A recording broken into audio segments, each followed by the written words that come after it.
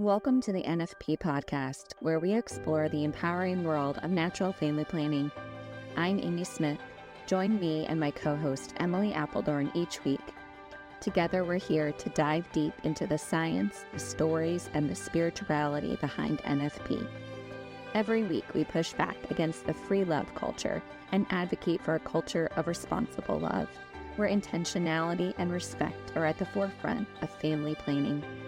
Join us as we discuss everything from the practicalities of charting and fertility awareness to the profound impact NFP can have on relationships and communities. Whether you're new to NFP or a seasoned pro, our podcast is your go-to resource for honest conversations, expert insights, and real-life experiences. So grab a friend, settle in, and get ready to be inspired. This is the NFP Podcast.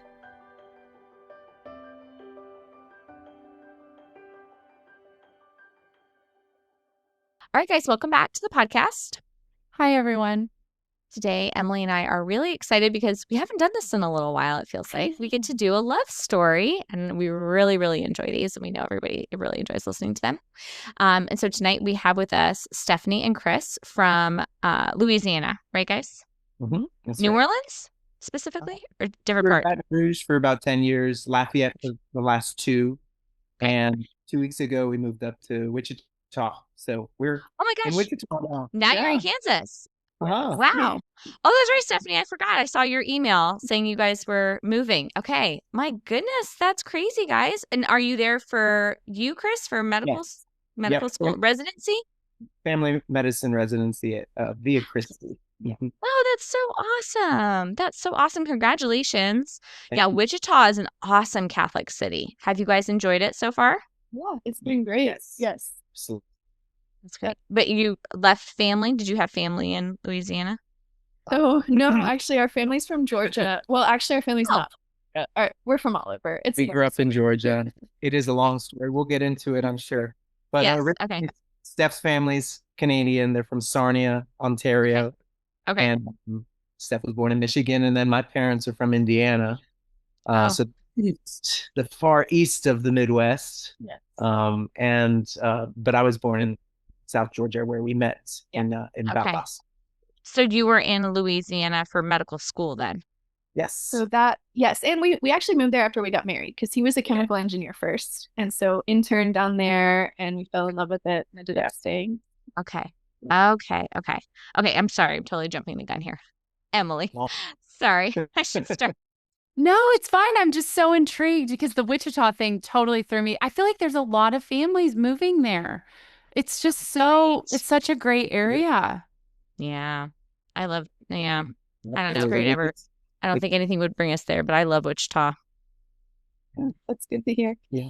It's so good. We know some good Catholic families that live there. Yeah. Okay. So anyway, we're not here to talk about Wichita, although I do like talking about Wichita. We're here to hear your story, and I'm so excited. So I know Stephanie because she is now, this is cool, she's my NFP teacher because I started using the Marquette method. Yes. And so I met with her to do my intro session and kind of get set up with my monitor and the protocols and everything. And it was after that, or during that time, I told her about the podcast that we do, Emily. And I was like, well, I'd love to have you and your husband on to kind of share your story because she mentioned that you're doing family medicine. And I think along with that, doing some NFP training. Is that right, Chris? Or no? I took the FACT selective through Georgetown. FACT selective. With Dr. Margaret Duane. And I guess just with our personal history at NFP and whatnot, some of my mentors going into medical school also were kind of family medicine NFP practitioners who, there's just a lot of benefit to women's health in general, let alone, family planning, that having a fertility awareness to your practice really, really helps. So I'm eager and open to where God leads us, that hopefully I can help women in that way. Right. Even just like having that on the radar, right, is going to be a game changer. So, okay, so let's start at the beginning here. We always like to start out our love story conversations with how you guys met. So take it away. How did you guys meet? I always tell people they need a glass of wine if Chris tells it because I pay a bottle. Well, I'm a nursing mom, so I have a jug full of water with electrolytes. That's kind of my version of the glass of wine nowadays. Wait, you got yours over there too? Yeah, I also Pregnant have mom. a jug of water with electrolytes. Right. It's the new wine for us millennials. Yeah. Totally. Yeah, so we met you want to tell it, but I'm gonna tell it because I'm quicker.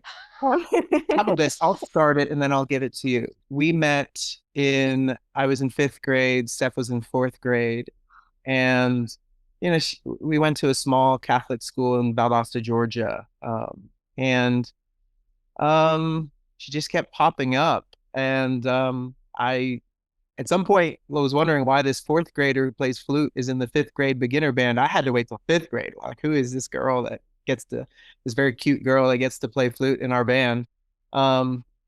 And That was it. 4th and 5th grade. Was where we met. Actually, you sent me a little candygram, those little candygrams. 6th grade hit. Yeah. Talk about NFP, the hormones started flowing, and I thought, man, she's just so sweet and cute and all kinds of things. And yeah, crazy 6th grade Chris sent her a Christmas candygram, and I'm the more spontaneous of the two of us. And so that day I just thought, I'll put a heart on this candygram. I mean, people aren't going to think of anything, about that. Anyway, word got around. It was terrible.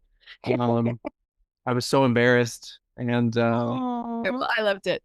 But that was it. And then we kind of just crossed paths for several years, did band and soccer and choir and those kinds of things. And then we worked at Chick-fil-A together in high school. So that's kind of where we got to know each other a little better. Yep. After my first year in college, I came back, so I studied chemical engineering, and I didn't land the golden freshman summer internship. I was disappointed because if you got that, your career's set. It's great. So I went back to Chick-fil-A, and I was happy to make a little summer money, and that's kind of when we started talking more. We started sharing our faith a lot, and kind of realizing both of us were looking for support, and both also kind of trying to date other people. It was a messy summer, and I think in that mess, God finally, I basically didn't think we would ever get together. So I was like, I'm going to just talk to her and be a normal person, not be too shy. I'm still so scarred from that 6th grade experience. And then, God really took us. We didn't start dating. That was high school, though. No. So we're talking. Oh, you're talking about college. Yeah. So we didn't start dating until college. Yeah. And yeah. Yeah, we started dating that fall of her freshman year and fall of my sophomore year. Fall break. We got coffee, dinner, and the rest is kind of history. October 16th, 2010. I just love how the way you guys describe this is every aspect was like it was yesterday. The way from 4th and 5th grade till now, it's it literally sounds like that memory is just, I love that. The majority of your life has some sort of interconnection. Yeah, very fresh. Yeah. Okay, so you guys start dating. You've known each other for a long time. Start dating in college. And then how did it lead to engagement? When did that happen? September 2013. Yeah, so we ended up, he did some intern. He's a year older than me, but so we got engaged basically our last year of college, and then got married right after. We did marriage prep and stuff, and we talked about NFP while we were dating at some point. All right, so how did you guys get engaged? So we, I kind of knew it was coming. He showed up to our apartment with a fresh haircut, and our reservations got messed up, or we weren't going to make them. And I was like, let's just go to Chick-fil-A. And he was like, no. We went. That's fine. And so he's rushing to find some other nice restaurant that we can go to. So I was a little suspicious, but we went to Echo or Echo. I know, but the Italian is so much better to say Echo. But which means behold, which is amazing. And so we went there for dinner. We went to we were in Atlanta at the time. So I went to Cafe Intermezzo after, and here was the big sign. You could Yeah, he like orders brandy to put in his coffee. And I'm like, what is going on? Never done that before. Oh, I wasn't nervous. It was more like it just seemed like it was fitting the occasion. Yeah, And Right. yeah.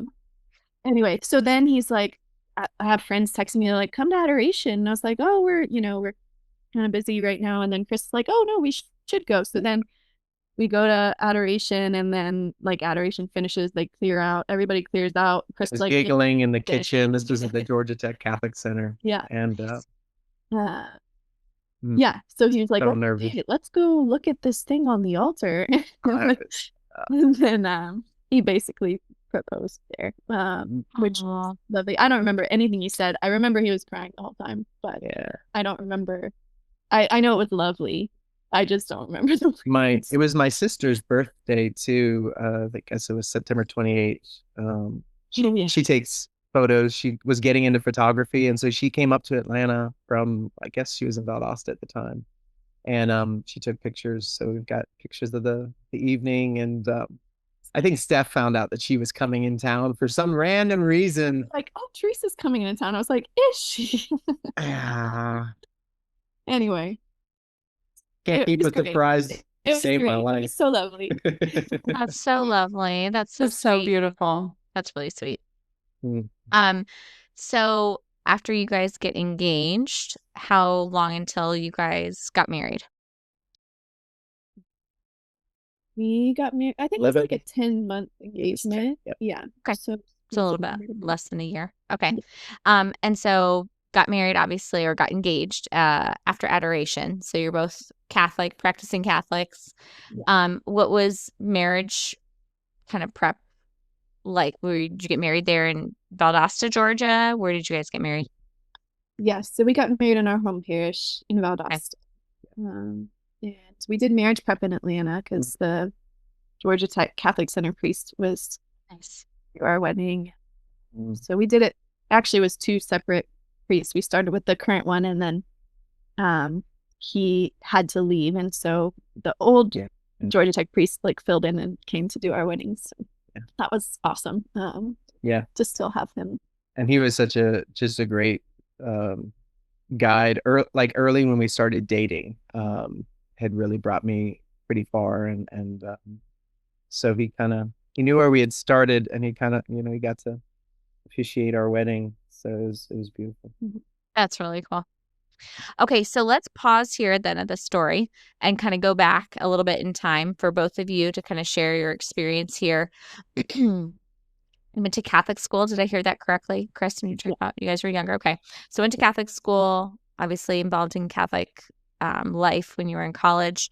So, but what was the formation outside of Catholic school at home, particularly in the area regarding human sexuality? Did you guys grow up knowing and learning and hearing about the teachings of the church? Is something that your parents talked openly about with you? Is it something you learned just like in Catholic school, but conversations at home weren't really present? You talked about it with friends, learned about it from priests, read Theology of the Body.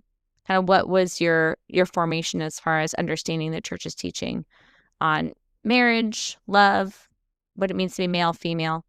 Maybe Stephanie, do you want to start us off? Sure. Yeah. So my formation as far as just sexuality in general was it just went over my head for a long time until one day in 8th grade, my mom was like, do you know what this is? And I was like, no. No, apparently I just missed it. And they definitely taught it in middle school. Chris tells me. And so I don't know. You have a physician come in, talk to the guys, and at least they did with my class. Man, you might have been sick. I don't know. Anyway, so I remember honestly being kind of scarred. I was like, this is gross. What the heck? And we didn't talk about it a whole lot. My mom was very willing to. I think I just was like, she's a nurse, so she's just like, I'm going to tell you whatever you want. But that was the extent of it. I didn't know about church teaching very much. Again, I just was not super aware of any of that until I got to college, I think. I knew people would say to me Catholics don't believe in birth control, and I was like, I don't know. yeah, maybe.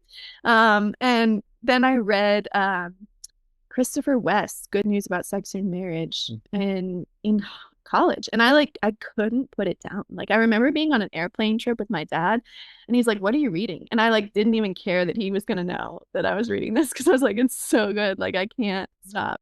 Her dad is not a nurse, and he has 3 daughters, but talk about sex throughout. No. Yeah. That's funny. Anyway, but it just rocked my world. And then I just, oh, you know what? Before that, it was actually a retreat that one of the priests gave a talk on theology of the body. And that really opened my mind. And then I started reading. Is that where you got the book maybe from too? That might have been where I heard of it. Yeah. So, but Chris's story's a little different. And we'll link to that book in the show notes. It's an excellent book if anyone hasn't. Just read it. Yeah. Okay. Go ahead, Chris. Very good. Yeah. So, gosh, before college, I'd say that both of us, there was no Catholic high school. And so we both went to the public high schools. I went to the better one, Valdosta High, Wildcats, the winningest high school in the whole United States. You can link that in the show notes. Winnersville. Anyway, I'm not that big a football fan, but it is true. And so we kind of, it actually happened for everybody growing up and going to the Catholic school. You kind of, went off into the big deep end of the secular world, and you sank, swam, whatever, your faith, you were tested. And if it wasn't important to you or whatnot, then a lot of people we know fell away from the faith in high school. And so I always had a love for philosophy, really, seeking of truth. The many a night I'd stay up talking to my mom. She was kind of the big thinker in our family as well. And she would answer any question. And she just very nonchalant, open. We would talk about all kinds of things. And so topics of sexuality, topics of chastity, men, women, dating.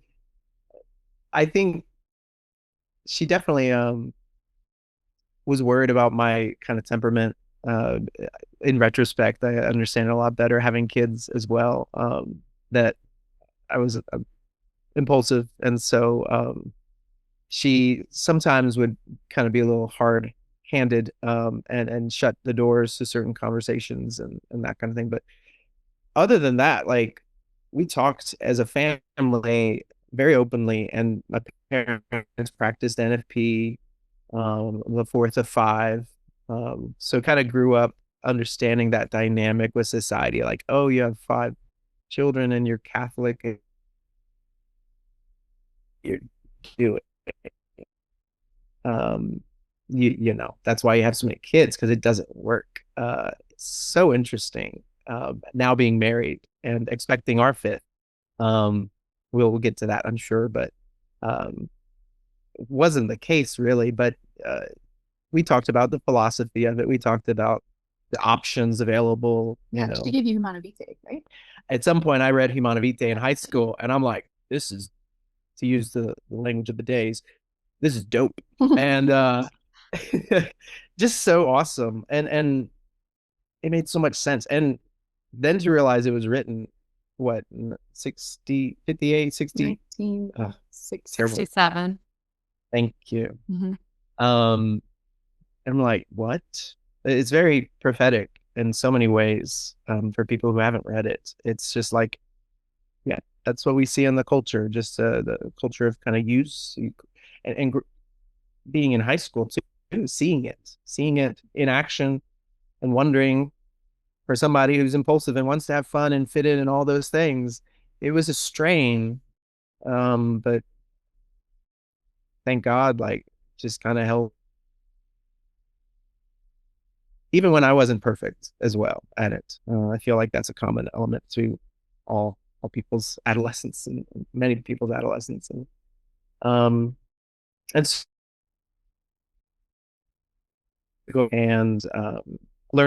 we learned more, I think, together after we started dating as well. Yeah. Edward Shree's book, Men, Women, a Ministry of Love. We read that at some point. And the Catholic Center did a Theology of the Body study. It was really beautiful. About it going in to our relationship. And this will tie in later, I think, in our conversation, but one of my sisters was in the Marquette pilot study. And so Oh, wow. my parents did like syntothermal, initially Billings, then syntothermal. And once my sister did that, then the rest of our family kind of followed suit. My brother and my marriage, we used Marquette, or at least that's an element of it, right? Yeah. So I think that's kind of where, NFP was in my life growing up. Awesome. Okay. So then you guys are engaged. You'd already had these awesome experiences in college, good formation. During your engagement time then was, marriage prep. Did you guys seek out NFP kind of on your own? It sounds like you started out kind of on your own. It was already on your radar. So the church didn't really have to assign something to you, but was something assigned to you? Kind of how did that look during your kind of, okay, we're getting ready for marriage. We're actually going to have to, we're going to be engaging in intercourse. We got to figure this out. What are we going to do? What did that look like? Yeah, I think I actually don't remember if they assigned it or not.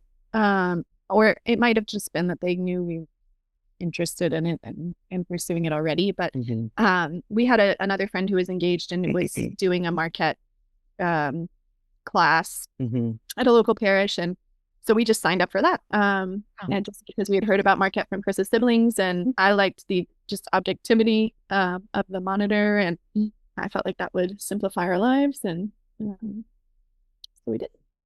Okay. Yeah. And it was great. Yeah. And so, spoiler alert, Stephanie's a Marquette teacher, right? And so they seem to like that method. Okay, so in engagement, you guys learn about this together. You're going to classes together. Okay. And then when you are newly married, did you guys plan to want to have a baby right away? Did you want to, wait a little bit? What was your kind of insight and forethought there? Something you guys talked about during your engagement? And yeah, I don't think we really wanted to have a baby right away. We wanted to wait a little bit of time.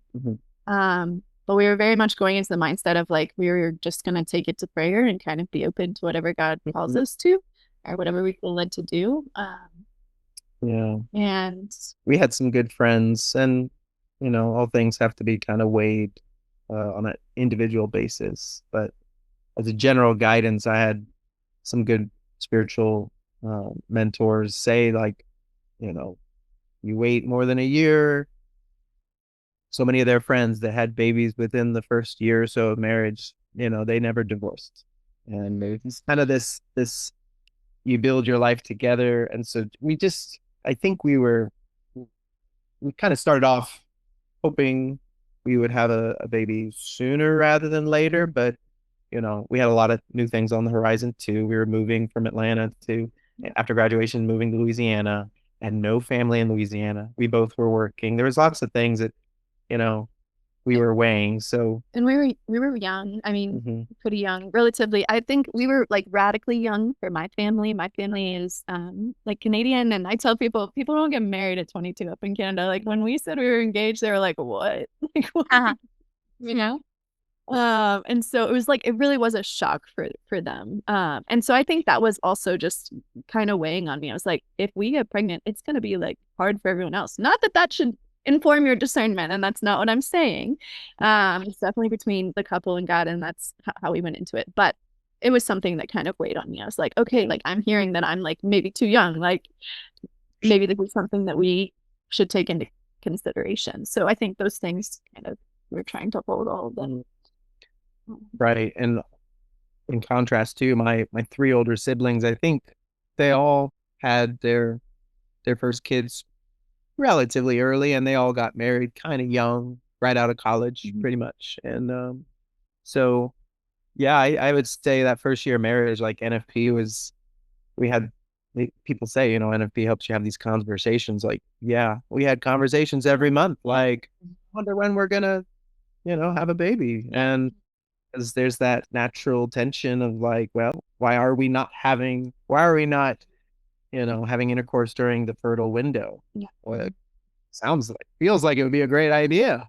But each month kind of praying about it more, being patient. And again, people talk about marriage, your family of origin, your different views, your different thoughts, and those have to be grown together gradually. And we think NFP was such a help. But I kind of describe it as like when we first got married, and I know everybody's first year of marriage is different. Like some people have like that's the hard part and then it gets better. Some people, for us, it was like long-term honeymoon. Like we were just so in love, so excited, and I tell people like I just like needed I needed somewhere for this love to go. You know what I mean? Like so it got to the point where it's just like, okay, like we like it just feels like we need something else to share it with, and someone else to share it with.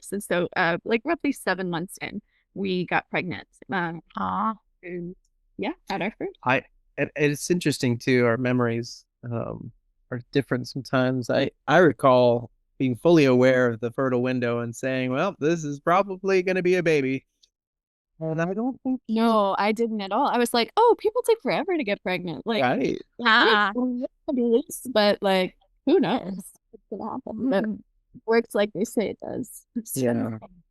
You saw the fertile day, you partook, and then 9 months later, you're naming the little person. That's so cool. Okay.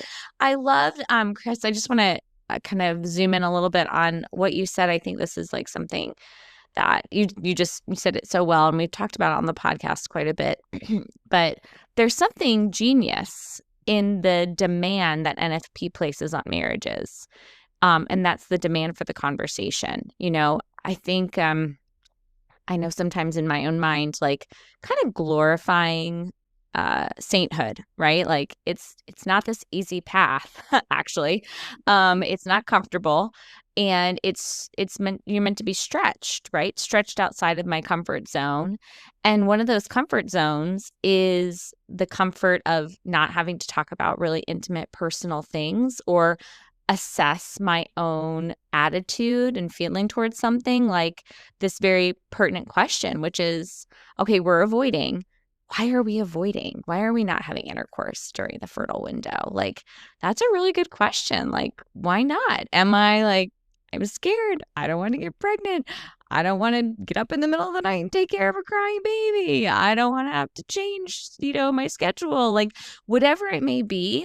And maybe there's like some fear about really being raw and honest about that, but it's really helpful. And it's not like God doesn't already know. Like in often cases, he knows, we just aren't paying attention to it and we're not fully aware, But letting him into that space is something that NFP allows. It's like this is I think it's kind of a funny analogy, but it's like, the middle school dance where the teacher's walking around to make sure there's room between the two people, right? Like NFP allows like the room for the Holy Spirit, like this time of abstinence maybe, or just this fertile window that demands conversation every month. Like, all right, what are we doing here? What does God want us to be doing here? And the church in her wisdom says, don't remove that demand. Don't remove that demand it's placing on you, because it's there for a reason, because God wants to be in that, He wants to bring you guys closer to each other and to Him through those conversations, through that discernment, through that somewhat discomfort sometimes, like, because there could be, maybe there's healing that needs to come about, in one spouse or in the marriage in general, or whatever it may be. We just don't know, we don't know what He's going to do, but He's doing something there. So I just love that you were able to put words to that, Chris, to say like, yeah, we have this time every month where we have to kind of assess, what are we doing here? And it's so beautiful, Stephanie, to hear. I love that you guys had such a wonderful start to your marriage, and to hear you like, gosh, I have a lot of this love, and like, where's it going? Where's it going? It needs to go somewhere. And then, yeah, to be given the gift of a a little life to join your family. That's so beautiful. So that is your oldest, and this is a boy or a girl, and how old are they now? That is our oldest. She is 10. 10.5. Okay. Born in November. Yeah. Nice. And what's her name? Claire. Claire. Beautiful. Okay. All right. So you have Claire. She's 10 now. And then did you guys, after that, was it healthy pregnancy, healthy birth, no issues, postpartum was good? Overall, it was good. I get pretty sick in pregnancy. So I was pretty sick like into the second, almost third trimester with Claire. And that was really challenging. So I think we were a little bit scared to get pregnant again. I mean, we were, we were scared to get pregnant again. So, obviously went back to Marquette, and the way that it was back then, we didn't have like individual instructors. So I kind of was like self-teaching based off this old school binder I had, and Our original class. Yeah. And postpartum's tricky, so we found that a bit frustrating, but we figured it out and made it through. And I remember that postpartum vividly. yeah, It was there was, it's like, wait, did you ovulate? Wait, you did. Oh, but we just found that out. There were multiple cycles. We kind of missed the boat, and it was a very long period of abstinence, and we grew through it. Yeah, God worked through that too. And like, that's the other beautiful part about NFP that I love to tell people is like, sometimes you're asking yourself, like, why aren't we having a baby? But sometimes you're saying, like, we know why we're not having a baby, and we are sacrificing what we want because of that, and out of love for each other. And like, how great a love is that? So even though it doesn't feel great in the moment. But yeah, so that was challenging, but we made it through. And then we waited about 2.5. Sorry, can I say one other thing about that really quick before you move on? So I think this is where sometimes our Protestant brothers and sisters would then use scripture, something like, see, you guys shouldn't be apart, right? This is how you can't be apart for too long, right? Other than, Satan's going to come between you. I've heard this passage just so abused when it comes to the demand for the marital act and, conjugal rights, et cetera, brought up in marriage. But I think you guys bring up a great point, and we've had other people on the podcast talk about periods of abstinence that they've had in their marriage because their goal is to not achieve a pregnancy. And they're doing it in a way that respects the dignity of their spouse and the demand that God has placed on them, and in obedience to God. And I was thinking about this. So I've been doing some marriage prep work again, like working with couples in marriage prep, just kind of going over church teaching and going over, anatomy and physiology, et cetera. And one of the things we talk about is that you're not, kind of what chastity looks like during engagement. And a couple of those things, it's like kind of the do's and don'ts. Like, you should not be having sex right now, and you should not be living together. And it's so, and I don't know why I've been thinking about this so much, but I've been thinking about it a lot. Like, I get you want to understand why. Okay. That's good. It's good to understand why. It's good to kind of know the details. And I think at a certain point though, and maybe this is just me and my temperament, but at a certain point, like, I also have to obey, like, because God said so, like, because God knows what's best, and this is what he said. And like, humility, I need to do it. Like, it's with my kids. Like, sometimes it's, mommy told you to do this. You just need to do it. I'm not going to tell you a why for every single thing I tell you to do. Like, I love you. Trust me. Do this. I'm telling you to do it. Yeah. So anyway, I think when it comes to abstaining in marriage is, well, because this is the most honoring thing. This is how we can image God. We are given this knowledge of our bodies. We know this time of fertility. Our goal is to avoid a pregnancy. Well, then he says, then we need to avoid the act that leads to that and practice that self-control, that sacrifice that you said, Stephanie. That word is so great. Like, we are making this sacrifice. We want to be engaging in this act, but we're not, out of obedience and reverence to God. And I think sometimes in our church, like, we don't recognize how that is an act of obedience and how honoring that is to God when we obey him. I don't know. Anyway, just a little tangent there. No, it's so true. Yeah. Go ahead. I was just going to say, it reminds me of our 6th grade teacher at the same school we just both went to. I remember she has like all these little nuggets that I would hold on to. And one of them was, you don't have to agree with what the church teaches, but you have to do it. And that comes to mind a lot, Right. And sometimes I can offer peace. Like I have to have that childlike disposition of like, okay, I don't know. I don't know what's best sometimes. I really admire that in my husband sometimes, because when we talk about different aspects of the faith, he's never shared like some profound spiritual encounter thing, but he's like, well, the church says to do it, so we do it. And I'm like, wow, I really admire that, because I am much more of like, I need to see the nails. I need the emotional thing here too, So yeah, you're right. Like the act of obedience, there's something really profoundly beautiful about that. So, okay, I'm sorry to interrupt you, Stephanie.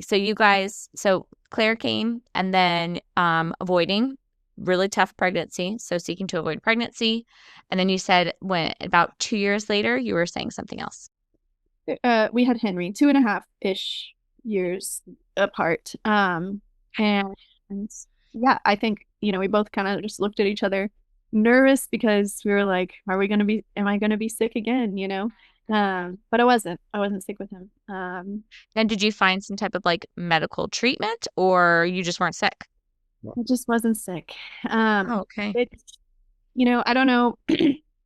Henry has some neurodevelopmental a genetic disorder, like a genetic metabolic sort of disorder. So it's oh wow,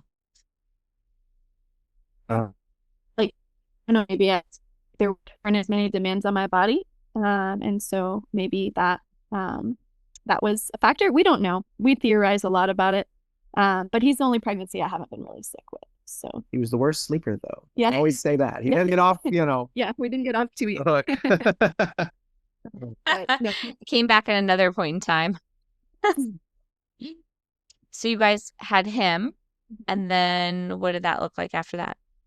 So yeah, then I wasn't as sick with him. So he, he was obviously a rough sleeper, but I think we were a little more open a little earlier, and so we got pregnant again with Greta. So they're just over 2 years apart. And yeah, just using Marquette this whole time in between, until we kind of felt like we were in a place where we could do it again. And so achieving and avoiding according to plan then. Yes, it's always, and I feel bad saying that because I've heard, so many stories where it doesn't happen that way. And I know that God works in different ways, but for us, Marquette has always been effective for achieving it. I think it's great to hear that. Emily and I just had this conversation when I was sharing my birth story and we were talking about pregnancy and stuff, Stephanie. It's like, why do we feel bad about sharing the good story? Like, that's right. Great, you guys. Like, the method works great. This is great. We should highlight this. It's not always like, oh, the doom and gloom is what we need to be glorifying. Like, no, praise God. This is great. That's what everyone wants to hear is like, okay, we too can use this and it works well. Like, good news. It's very encouraging for other couples that might be struggling. Like maybe they're trying something and it's not fitting. Like, don't give up. Like keep trying. No, it is good when I have clients like, so does it work for you? And I'm like, yes, it does work for me. And this, I feel like people's medical, statistical, scientific knowledge is still in the dark ages where the published efficacy rates for multiple NFP methods are excellent. Right. And I think that's all people using it. If you really try to optimize and really use your will and intellect to its fullest, you can do better than average. That's the average efficacy, right? So for us it's been perfect. And we've been almost married 12 years. So, yeah, awesome. Yay. That's so great. Congrats. Okay, so then had your third, got pregnant with a third. Was that girl, you said, I think, right? Girl. Yeah. Now, is that all? Then were you sick again? Very sick. Okay. Very sick. And this was really hard because we had 2 little kids. So. And Chris, you're in medical school this time? No, I was at a very demanding job in the middle of COVID. Oh, gosh. Okay. it's a whole nother story. He was still an engineer. It broke me. Oh gosh. In a good way. Oh, that's right. I'm sorry. You were an engineer before you went to medical school. Okay. There you go. Sorry, we froze for a minute there. That's okay. You were an engineer before you went to medical school, right? Right. Yeah. Yes. So I was kind of at my wit's end, trying to hold all these things together during COVID, all kinds of projects in the chemical plant going on at the same time. It's a whole story. It was good. And the suffering of pregnancy and the demands on me trying to Keep it all together. be a halfway decent husband. And it was tough. And then it is what brought me out from engineering to what comes next. And so, yeah, I mean, we did not anticipate all the difficulties outside of NFP. And we decided to get pregnant. That's another good learning point. You can never see what's coming down the road in 9 months. And so I feel like practicing NFP is kind of given us grown our trusting muscles. Using camper and being open to that, being open to what the unknown and trusting, leaning on God. And so, yeah, I think just to give you kind of a quickie of what happened from there is Chris ended up leaving his engineering job on severance, and I went back to work full time. As a nurse. As a nurse. I was still PRN, but I went back full time. We took about a month where neither of us were working. I was still pretty sick. He just took over everything at home, and we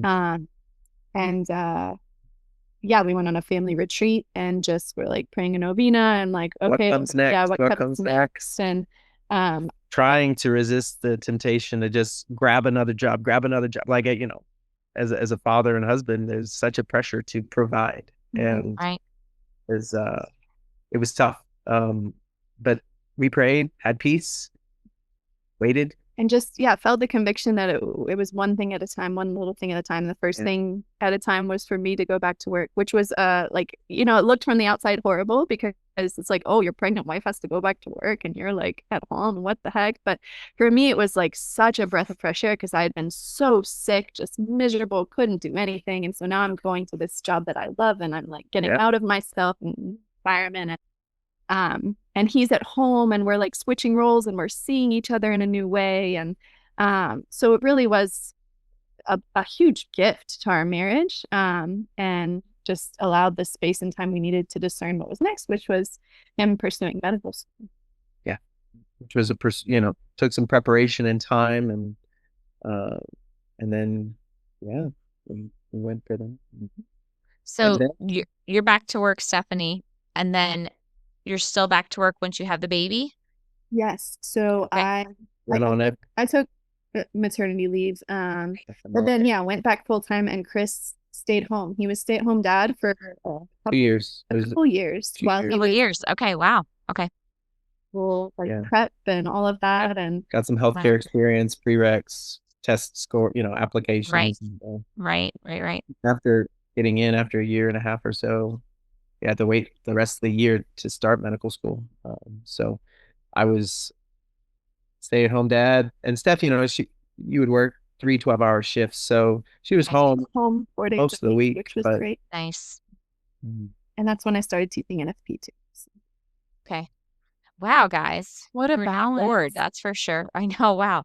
Okay. So how old is the little guy? Right. No, little girl. Yes, little girl. How old Yeah. was she when you guys started medical school? So then you'd have her, and then are you avoiding for a little while as you got all this going on? Yes. All this goodness, yes. Yeah. Yes, we were avoiding for a while for that, and also just the sickness. Like I feel like the sickness with every pregnancy it just gets a little heavier. It's like Mhm. do this again. I don't know. Like there's more responsibility. There's more, and it really does knock me out. Like I'm pretty much an invalid. Anyway, so with maybe two-ish years, then we have John. 2.5. It was a little over 2.5. Yeah. that we had John. Yep. So you're in medical school at that time then, Chris? Yep.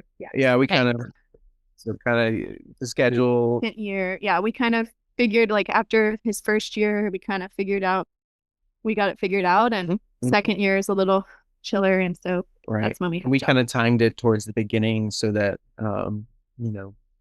I think I forget if all I know is it was towards the beginning of the second year, and so after the baby was here, I wouldn't be gone 5 days a week, that sort of thing. I could. A lot of it was self-study at home. You could nice. look at recorded lectures, that sort of thing. So I went that route, and it worked out. It was good. And I think knowing that Steph had a very high likelihood of having a difficult pregnancy, we planned it so that she would have her most difficult time in that second semester, where the coursework was a little lighter, a little less difficult, and so yeah, we avoided the first semester intentionally, and did that. So we had John up before. That's awesome. And so were you working then too, Stephanie, or did you stop working when Chris went to medical school? So I stopped. I kept teaching NFP, so I did that pretty frequently. Teach like 5 clients a week for the entirety of his med school. You're still PRN though, right? I was PRN. Yeah. I was still PRN. Yeah. At the hospital. What does that mean, PRN? Sorry. It's like super part-time. It's like as needed. Oh, okay. So you basically have to work like 2 shifts occasionally. She pretty much worked the minimum, and it kept her skills up. It was a good social outlet, and That's so nice. I feel like this story is just even hammering home more the point for like people to be discerning when you're deciding your job, if you're going to college or whatever you're doing after high school. So, just to be thinking about like, want to be having a family, like something that allows me to go in and out of the workforce. Like, gosh, my background's in special education. I tell my husband all the time, I'm like, I wish someone pushed me into speech therapy or OT because I could still work with the kids with special needs like I wanted to. But man, it would have allowed me to like weave in and out of work or do contracting work. Like it's also in high demand. And yeah, anyway, I feel like nursing is one of those other skills where you can you're going to be in demand and you can kind of make it work around your family. So anyway, that's great that you guys were able to have that work. Okay, so 4th little guy, right? Did you guys say boy? He was born in boy, okay. John. Okay. Born on their wedding anniversary.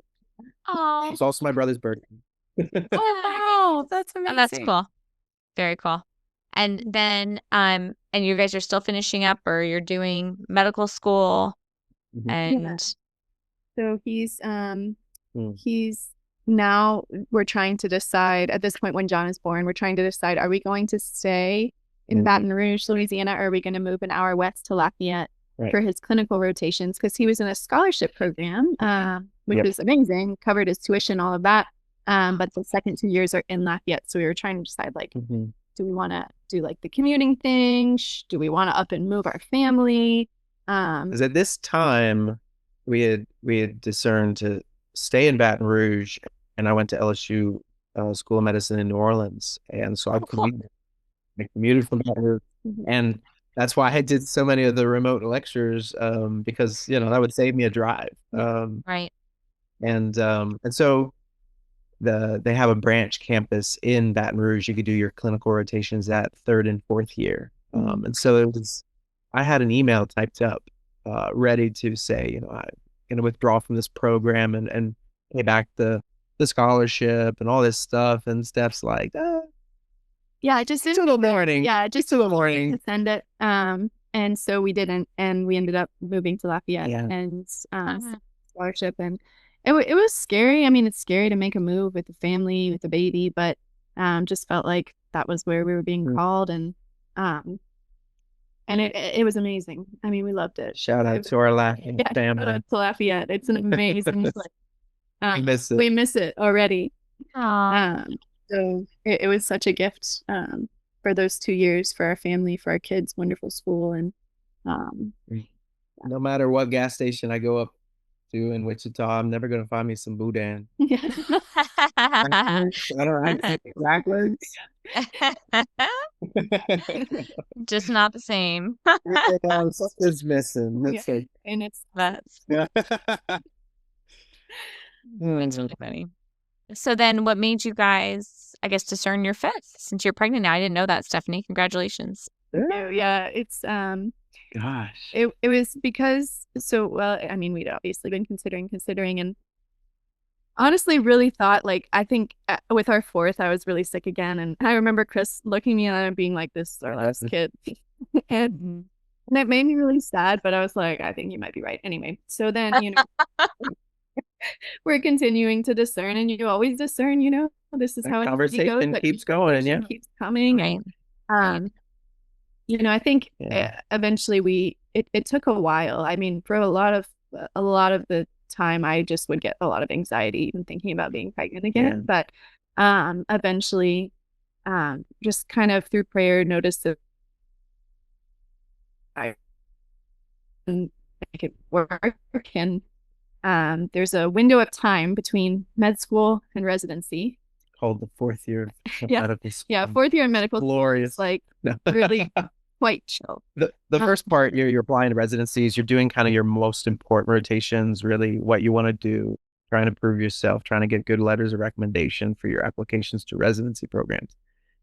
But then after that, They allow a lot of time for like interviews and traveling and these kinds of things. And so there was a chunk of time where we were like, oh, like we have this period of time where like you're just going to be home and you could take over, and I mean, I don't want to be sick again, but like if we want to do it, I think we could. And so we decided to just like go for it and see, what God gave us. And he gave us a baby. Oh. Yeah. What I was gonna say, we tried to conceive kind of earlier in the year, and it didn't work out. Yeah. And then our discernment kind of changed the next month.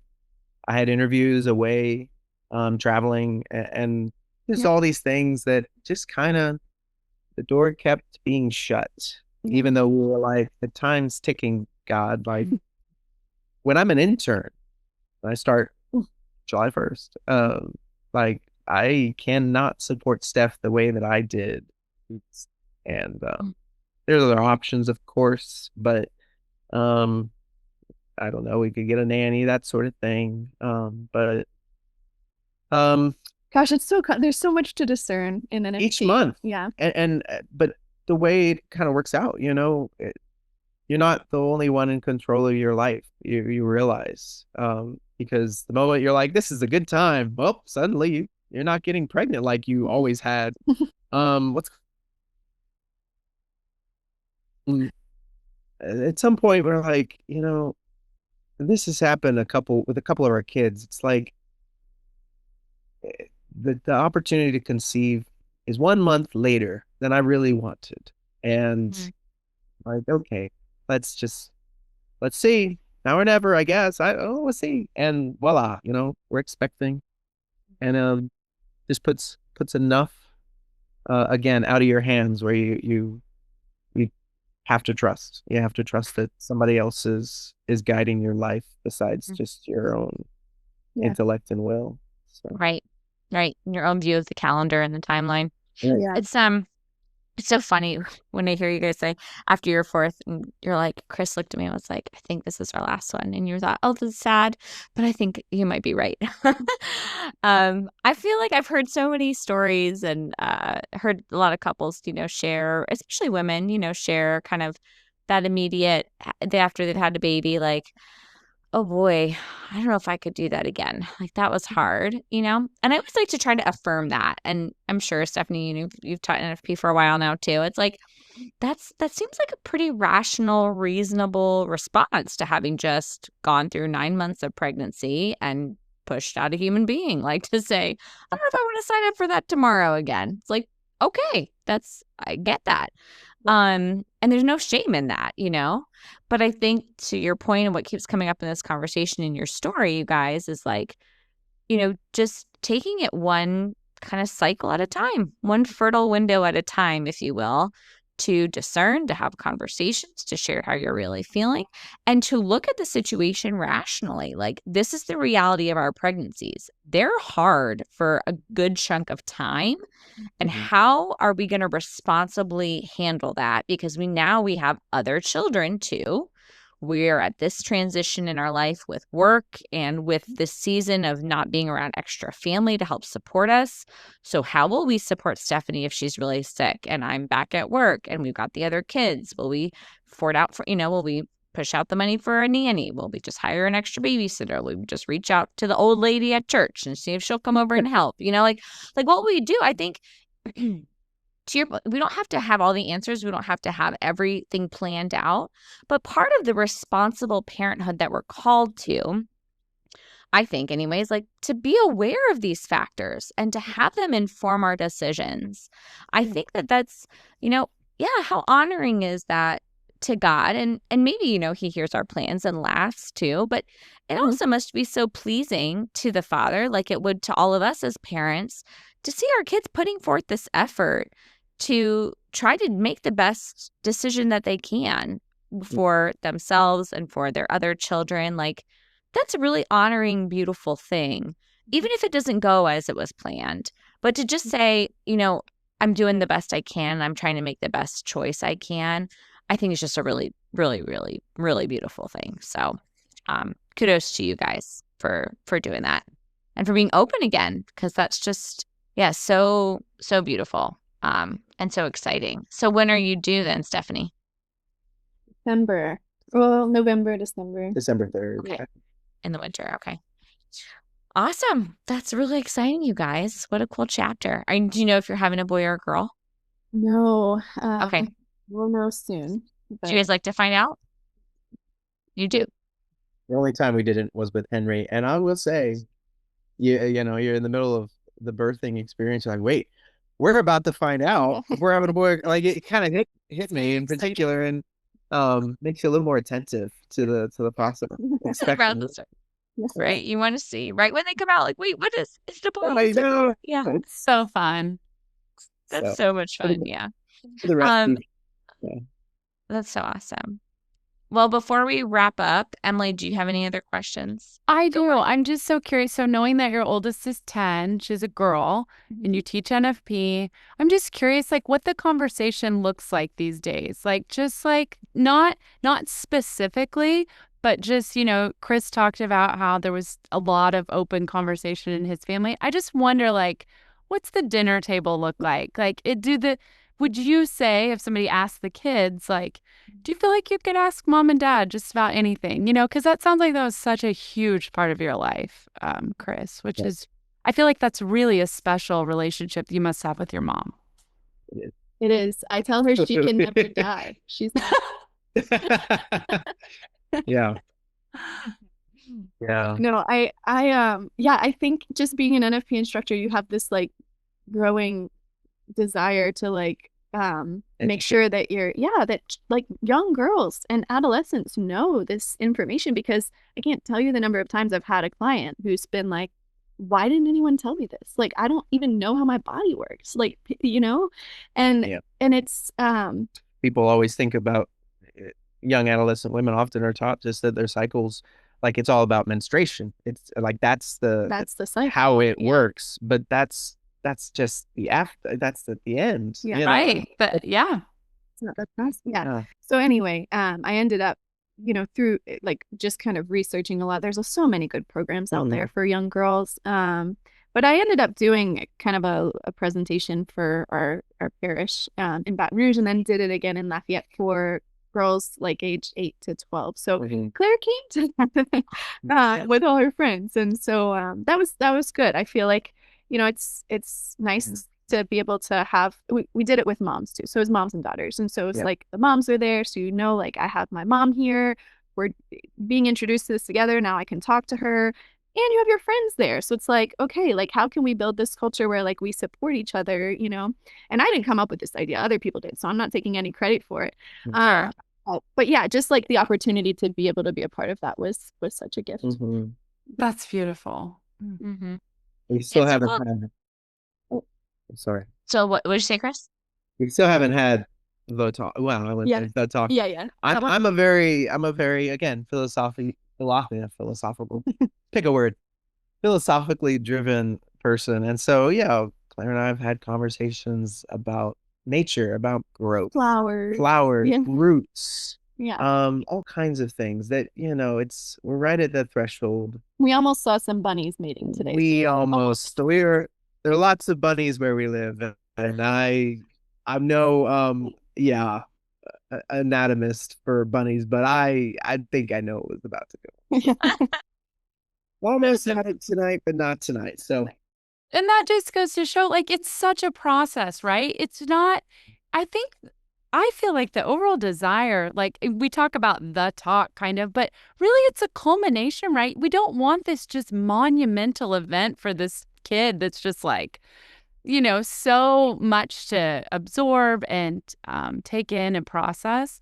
And so with all these little conversations along the way, hopefully it's really easy to digest. I mean, in essence, with the guidance of the parents, It's an amazing, just discerning sort of process too, just being open, praying as a father or as a mother with the subject in mind and thinking like, how far is God calling me to bring this particular child today?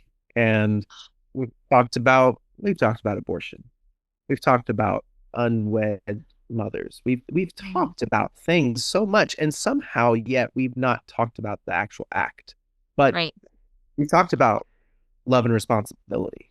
We've talked about these things, like we've kind of got these seeds, so that there's an understanding of the truth. There's an understanding of what love is, what responsibilities come with that.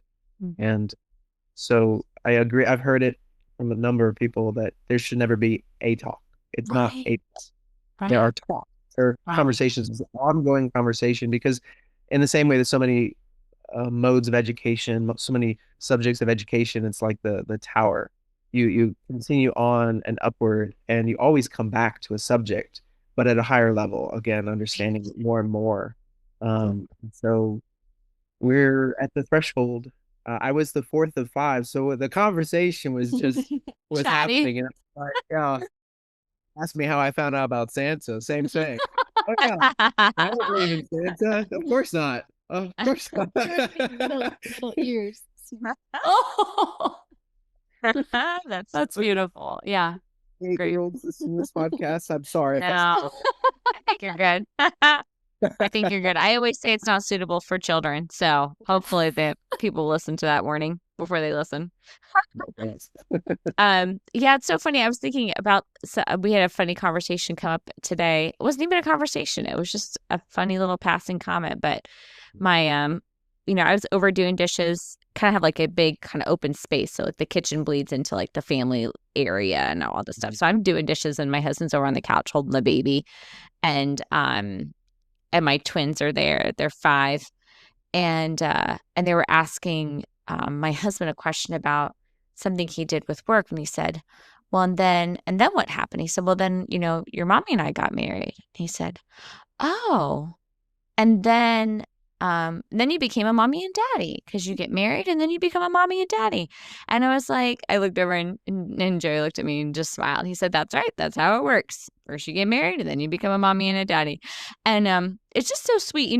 It's such a small thing, but it's quite profound when you think about but if you weren't in that situation, like if you were born, right, and you're in a home and you don't have your dad around, or you don't have your mom around, or you saw your mom and dad get married, which would also be beautiful, right? To end in marriage is great. But just like the simple sequencing, right? Like my kids' mind, they know when they look at pictures and we say, oh, mommy and daddy weren't married yet. And they say, oh, I was not here. I was still with God in heaven, is what they'll say, or something like that, and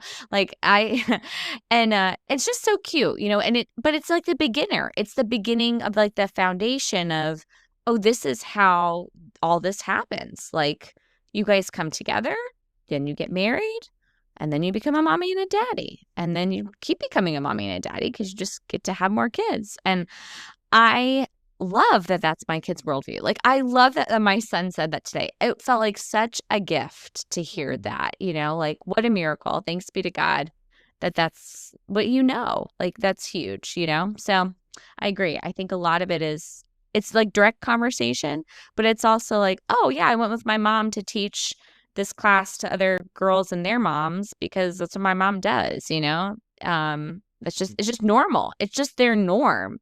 We had on one of the nurses who was one of the founding members of or I guess not member, but one of the founders of the Creighton model. She was there when the Creighton model was first developed.